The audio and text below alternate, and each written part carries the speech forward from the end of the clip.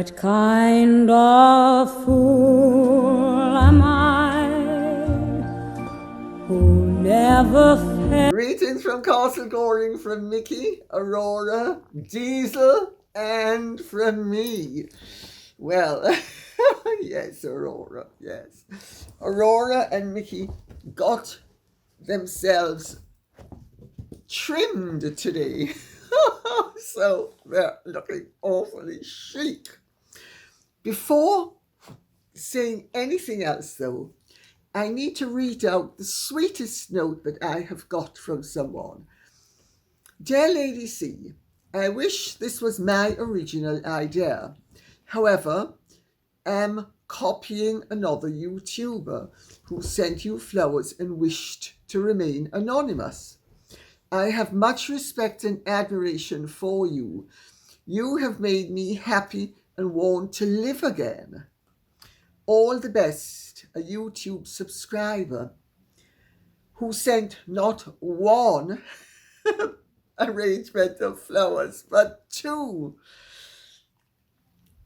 Your note is very touching, and thank you very much. Really, I cannot thank you enough. If I have brought some joy into your life, that's really wonderful. Sorry. Now, without further ado, I'm going to plunge in with a comment from Karen Williams, who is referring back to my video concerning Edward Anningful and Vogue and all the shenanigans that have gone on there. And she says, I'm black and I agree with you. And that is one of many comments I have got, and I had to read it out. Because to me, harmony matters very greatly. And I am so upset by the idea of people exploiting race relations so that disharmony will profit them. I don't think I need to say any more. Of course, some people are misguided and don't understand that if you cram something down people's throats, even if initially they wanted to eat the meal and swallow the food, by the end of it, they don't want to. Enforcement is never as desirable as allowing people to be accepting and choose and include and welcome. So, enough of that. Now to Winnie Leno, and we get to the juicy stuff. Hi, Lady C. Question. It was revealed today that Harry met his lawyer in this case. The Mirror Group newspaper's case, obviously. When he was on holiday with his wife. He said they got talking, and it was the lawyer who told him he could have a case. Even though until that point, Harry had no idea about any of the phone hacking, etc. Surely then this lawyer was just touting for business, and he has led Harry up a path playing to his paranoia. He gets paid a huge amount, even if he doesn't win. Yet Harry went into this believing he would win and wanting to prove he was not stupid. The fact is he now does look more stupid, as he couldn't answer half the questions put to him. Do you think this is ethical of the lawyer? And do you think Harry will become even more paranoid once he realizes what has been done to him? Love as always to you and the pups. Well, that's a very good question. I did notice that in the evidence, and I thought it was highly questionable that Harry would have acted upon advice that so enlightened him as it lightened his pocket. Well, is it ethical? Harry has a choice. Harry made the choice. The lawyer suggesting that Harry had a case. He might have a case, he might even have an arguable case, but does he have a winnable case? My submission would be only if Mr. Justice Fancourt is politically motivated and in sympathy with Harry's basic political premises, which are that the press should be shut down, that privacy laws should be introduced, since Parliament refuses to do it, through the legal process and by precedent, as opposed to through the legislative process. Several judges have been trying to do it for years. Will Mr. Justice Fancourt be one of them? It remains to be seen. Of the merits of the case, Harry is bound to lose. Harry doesn't have a case. Harry is arguing for Mr. Justice Fancourt to penalise the Mirror and introduce privacy laws as a result of his ruling. That's what Harry is inviting Mr. Justice Fancourt to do. Some judges are very woke. Will he be one of them? He has a very good reputation. Many judges will not allow their political preferences to influence their legal judgments. That's what good judges are about. We need to wait and see. We can't say what Mr. Justice Fancourt will do. What we can say is what he ought to do off the evidence. Harry has acquitted himself as well as he could have, bearing in mind his personality and his limitations. He has been, as I've said before, and I'm going to say it again, he has been trained to resist interrogation and assert himself during interrogation so that he deflects. He has done it. Whether it's going to be effective or not is a moot question. I suspect that if Mr. Justice Fancourt applies the law as he ought to apply it, Harry is going to go down in flames.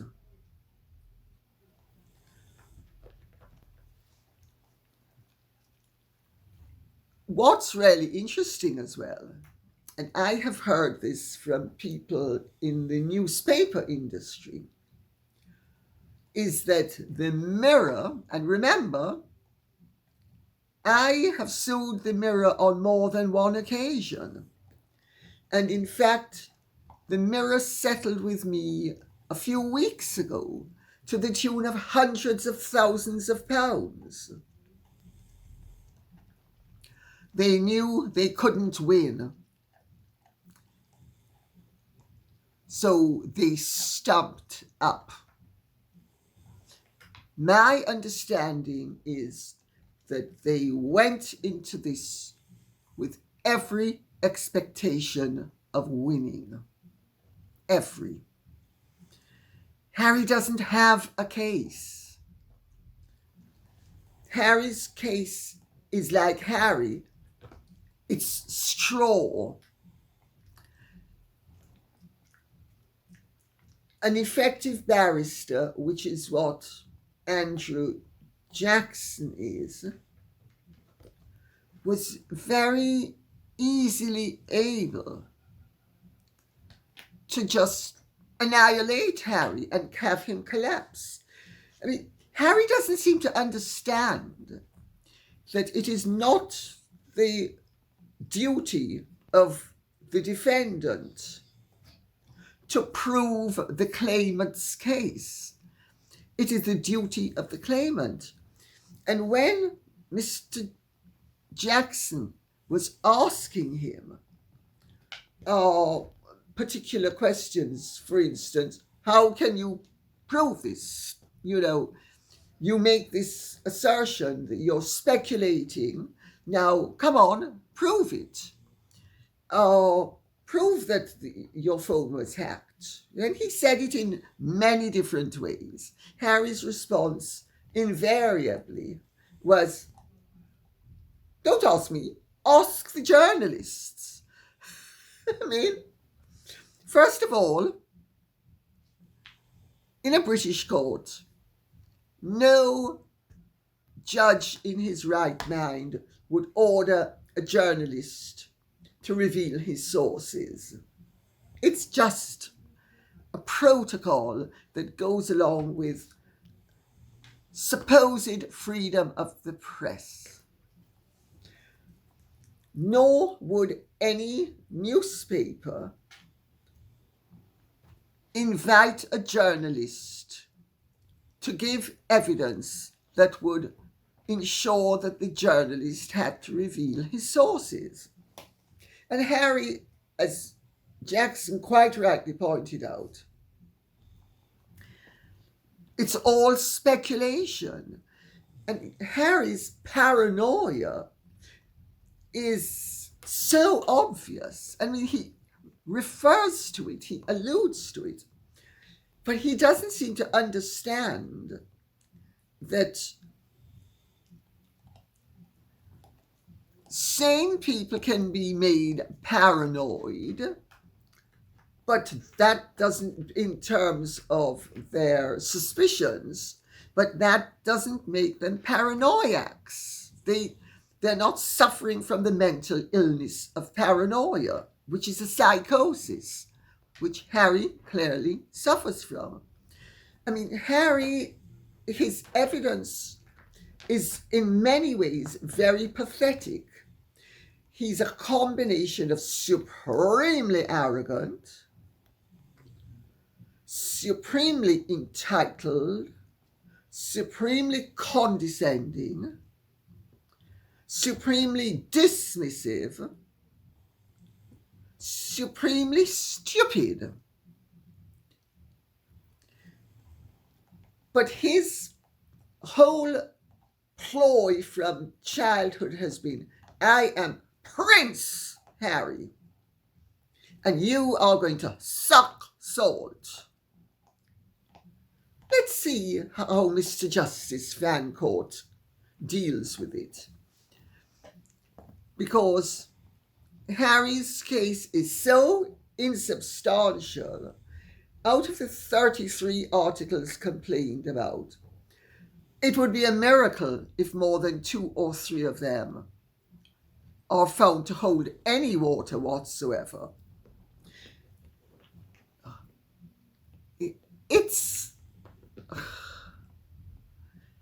mind-boggling that he has brought this case, unless, of course, he doesn't care about losing.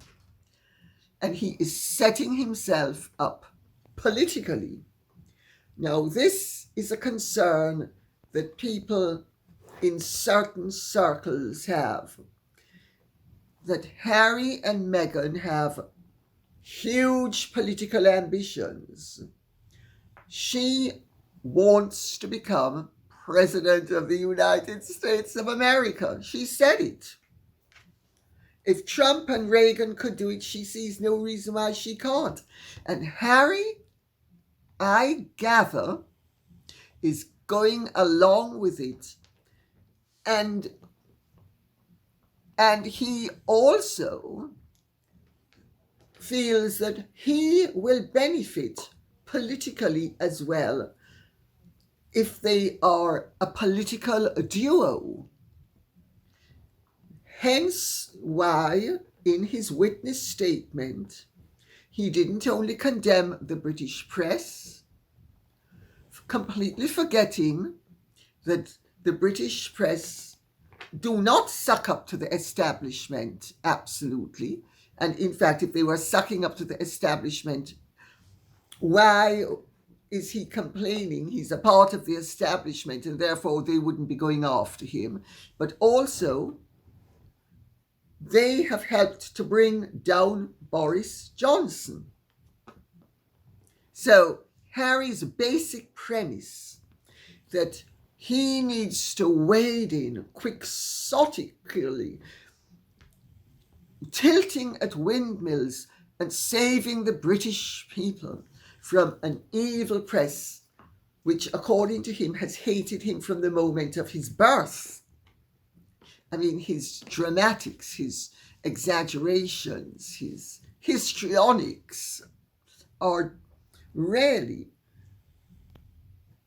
more suited to a 13-year-old mentally unstable girl than a batting 40-year-old man.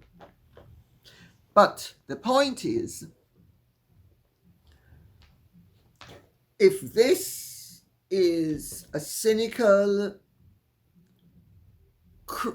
way of creating a platform for him and her, ultimately her, to be taken seriously politically, it makes sense, because it doesn't necessarily make sense legally, but it makes sense politically. I think this is a space we need to watch.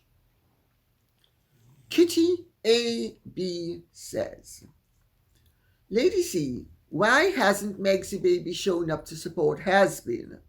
I am surprised she wants to miss out on all the opportunities for photos and maybe even a press conference. After all, she is the star of the show. I'm always the star of the show. I'm so special. And when people don't recognize it, it's because they're racist. But I'm special. I am. Oh, yes.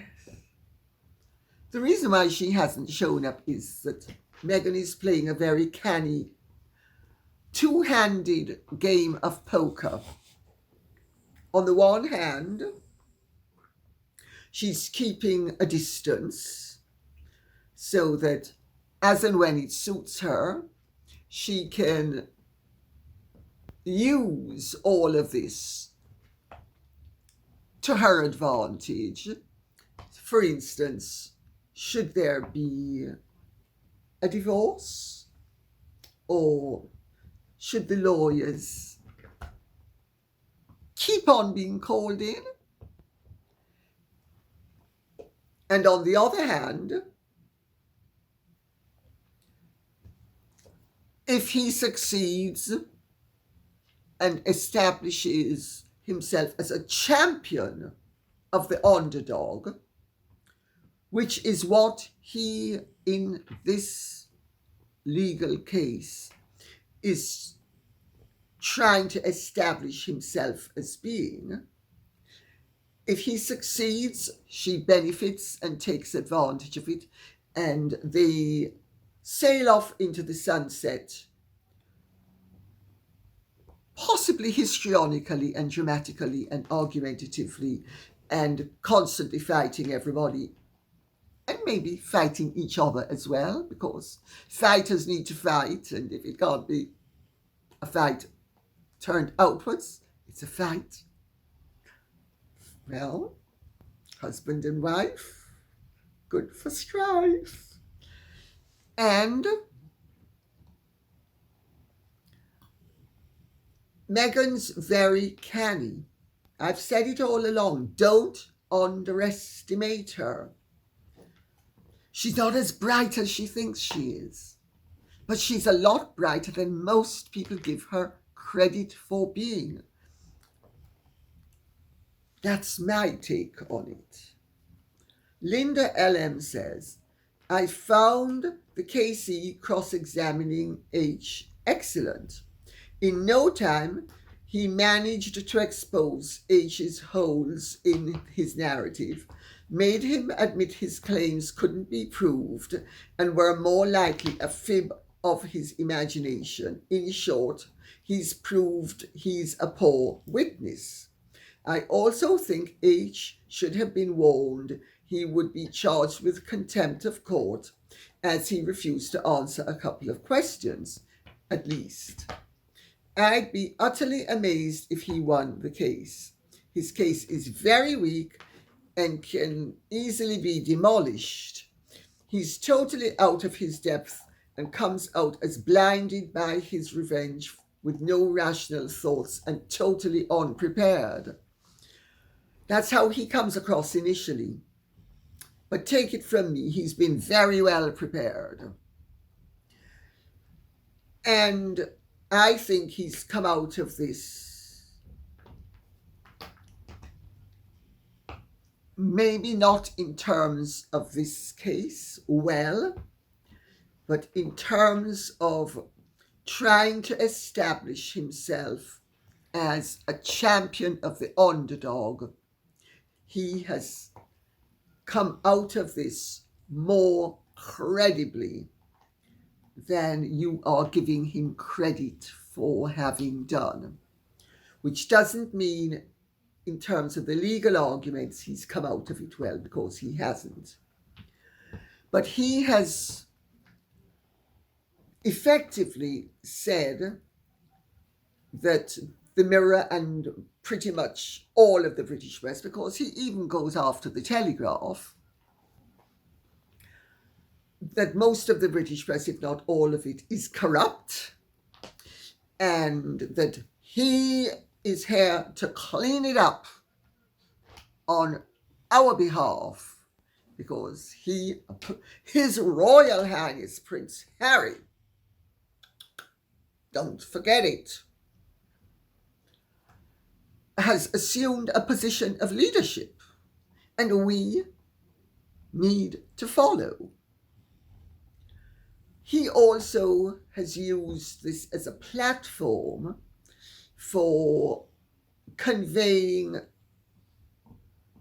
certain misinformation that he could not have conveyed except in a court of law.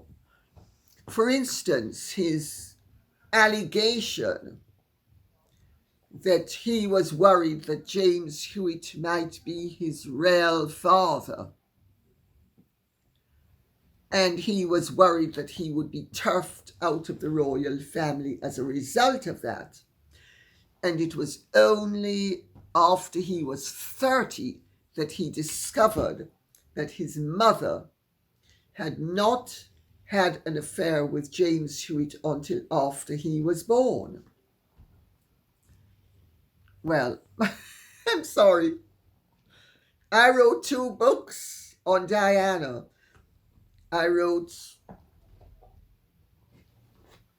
a biography of her when she was alive called Diana in Private, the Princess Nobody Knows. And I wrote the posthumous biography, The Real Diana. Both those books address the issue of James Hewitt's affair with Diana, and both those books pin in time and place when they met. I also wrote The Royal Marriages in 1993, which also pinned down when Diana and James Hewitt met. They met in 1987, if I remember correctly, at Hazel West's drinks party. This is a crass, vulgar, and clear ploy on Harry's part to gain sympathy and to condemn the press at the same time. Except the press were not the ones saying that James Hewitt might have been Harry's father. The press never asserted that. So Harry right there has invented an accusation that is totally unfounded. They never, ever said it. People have asked me countless times over the years, and I've said even James Hewitt has told me, and Diana herself confirmed, that they didn't know each other until long after Harry was born. And I'm the person who also pointed out that between the births of William and Harry, Diana had a step out with Henry Pembroke, the late Earl of Pembroke and Montgomery.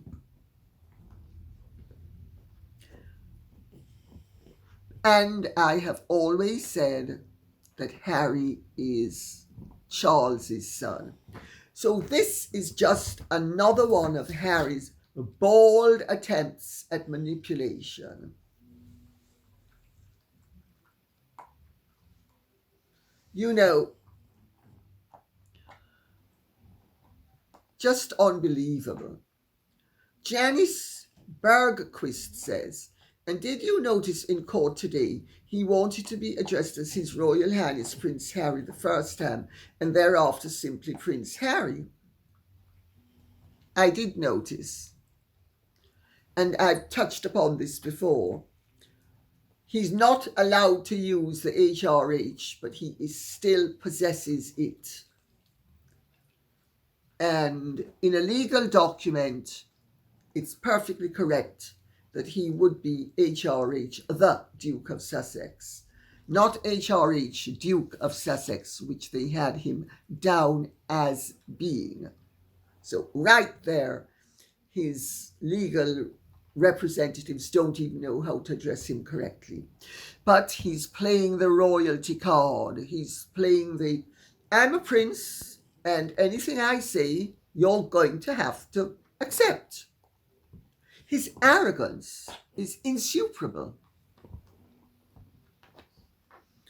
Sophia says, Harry's reason for suspecting his phone was hacked was that nobody could have known that he spoke to his girlfriend Chelsea, who must be furious for being dragged through the coals with this rotter for hours, or that she came to England for a secret tryst. Hello?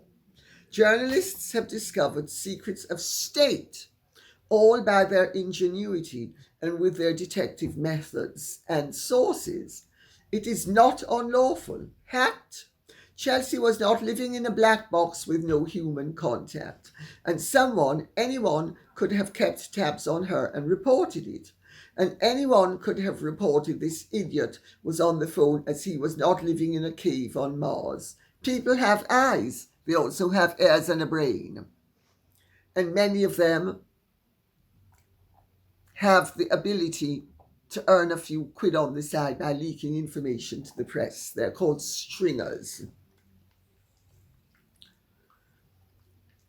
If Harry doesn't like what's written about him, he attributes malfeasance to it. And his case is that the Mirror has resorted systematically to unlawful acts. What Harry has forgotten is that the police investigated the Mirror as well as the News of the World, and the News of the World journalists were charged. Nobody from the Mirror was charged. And again, I will remind you, I don't particularly like the Mirror.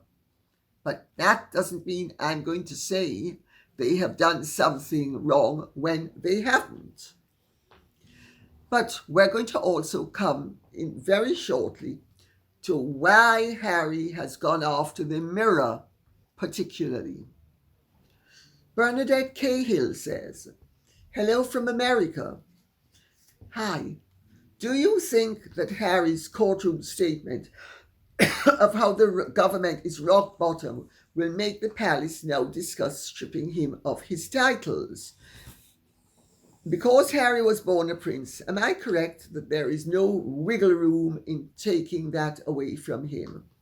I feel that Nutmeg would find it a promotion to be called princess, and being as bold as she is, would never refer to herself as Princess Henry. Please clarify. Best regards." I'm sure she'd call herself the goddess Meghan. But Parliament has to strip Harry of his dukedom, but the king can strip him of his princely rank. My understanding is that the king and William and indeed everybody else at the palace is spitting bricks over Harry's bold insertion of his criticism of the government. Harry can be as left-wing as he wants to be. He does not have the right, as a member of the royal family, to make any adverse comment on any government in this country, whether it be centrist, as this government is, because this is certainly not a right-wing government, or leftist, or any ist at all. Harry, as a member of the royal family, does not have the right to comment politically. Some journalists who know not what they speak of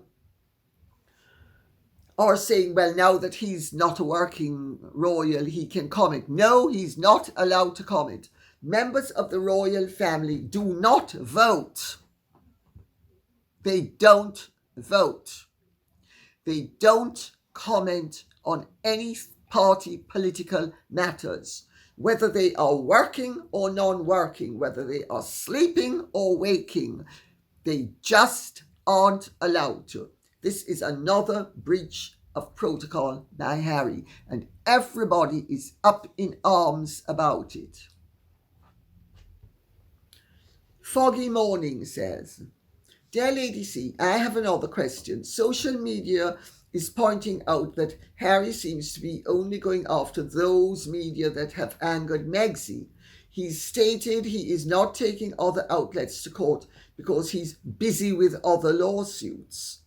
But others have pointed out it seems it's only the ones Megsy fell to the floor crying about that he is going after." And there we have it in a nutshell.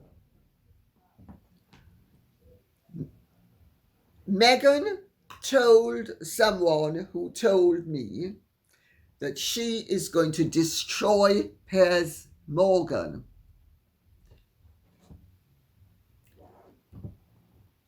She has got him fired from his job with ITV, gratis that brown lipstick wearing suck-up merchant Dame Caroline McCall, and Piers was the editor of The Mirror for much of the time that Harry is complaining about in this out-of-time lawsuit. Do you begin to see the connections? Do you begin to see the trail of slime? Do you begin to see the dots connecting up to keep an absolute horror of metaphors all mixed up? But it conveys the point, I hope. Evidently, Meghan is hoping that if Harry wins this, Piers Morgan's career will be toast. He will be the new Philip Schofield. He will be destroyed. I mean, I tell you, that couple, the both of them really have a high opinion of themselves and of their right to dictate who should flourish and who should starve. It's unbelievable. Freddie Calabro says, have come to the conclusion that Harry is just certifiably crazy. His comment that from the day he was born the press hated him is so insane. I've said it before and I'm going to say it again. There is a lot to suggest that Harry is seriously deranged, and that so is Meghan. Their actions, their postures, even their ambitions. Let's remember, there have been other megalomaniacs around who thought that they knew what was best for the world, and they would save it too. Harry and Meghan are going to save us from a free press. They're going to save us from choice. They're going to save us from the right to assemble. They're going to save us from all sorts of horrors. And there were other saviors as well. Adolf Hitler was saving the world as well.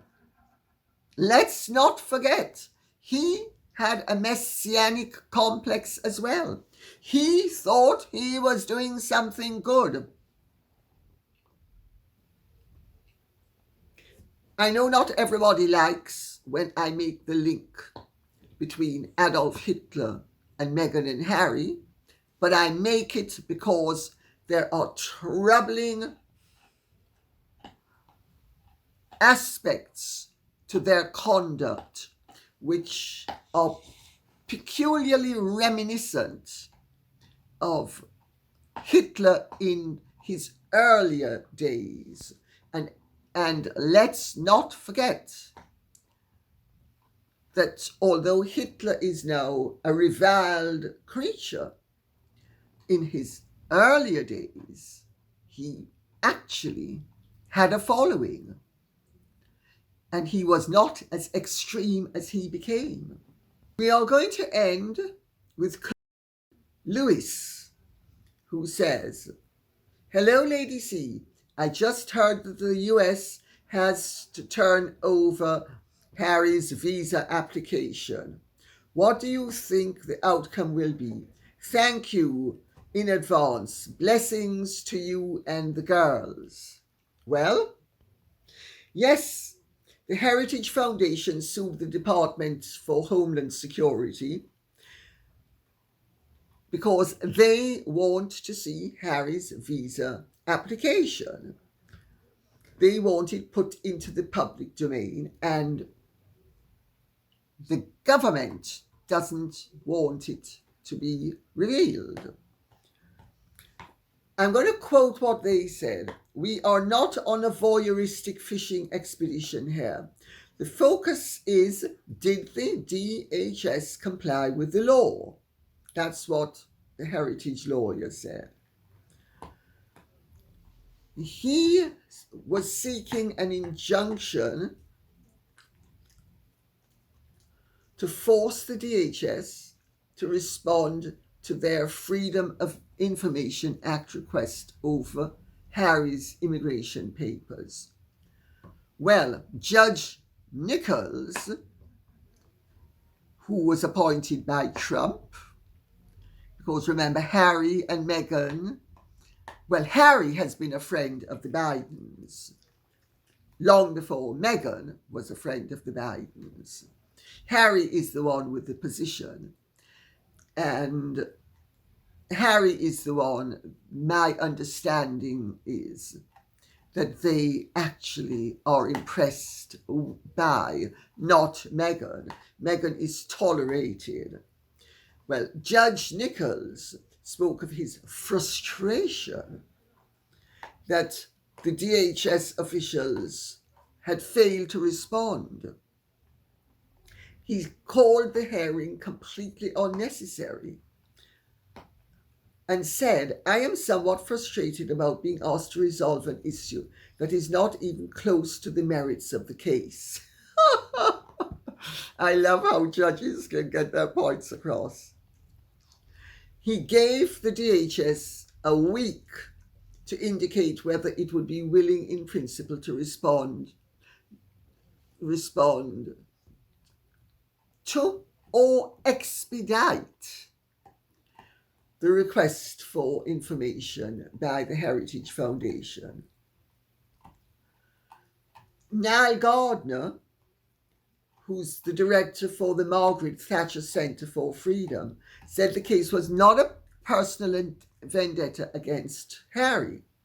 He, and I quote him, "At the end of the day, this is about accountability, transparency, and openness on behalf of the US immigration administration with regard to an immigration application by a high-profile individual. Prince Harry is actively engaged on a number of causes, has done multiple high-profile interviews, has taken part in a Netflix documentary that's been watched by tens of millions of Americans, so he's a big figure. This is really ultimately about US immigration law, ensuring that it is applied fairly and equally to everybody." Well, that's their intention. Harry's positioning of himself as a result of the Mirror Group action and the theories that he posits and the positions that he advocates are very political. They are very left-wing political. They are actually not even desirable left-wing, because there's much that's left-wing that's desirable. They are undesirable left-wing because they are seeking to set him up as Don Quixote, savior of the world. Oh, sorry, Don Quixote is the one that tilted at windmills, isn't it? Sorry. Set him up as Mr. Meghan Markle, savior of the world. Yes, one authentic act of compassion at a time. And compassion is spelled C-R-U-E-L-T-Y. And freedom is spelled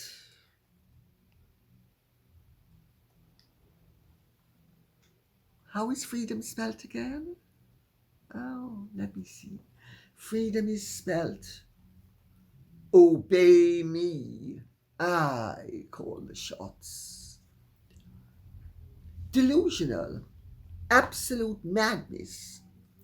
And Harry comes across in the lawsuit as being totally delusional. And Meghan herself is delusional.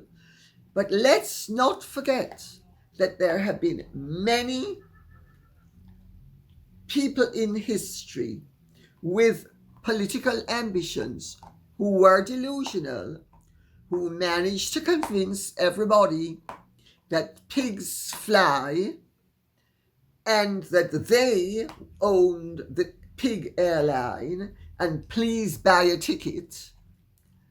And only down the line does it become apparent that pigs don't fly. I think I've said enough for today, and hopefully you have found this of some interest. If you have, please remember, keep the questions and comments coming in. because I cannot do this without your input. Thank you so much. God bless. And if you have enjoyed this, please like, share, subscribe, press the notification bell. And I hope you haven't minded too much, but Diesel has been chewing one of my leather sandals in the background. And I don't have the heart to kick him out because he leaves tomorrow. Okay, thank you so much. God bless. Bye-bye.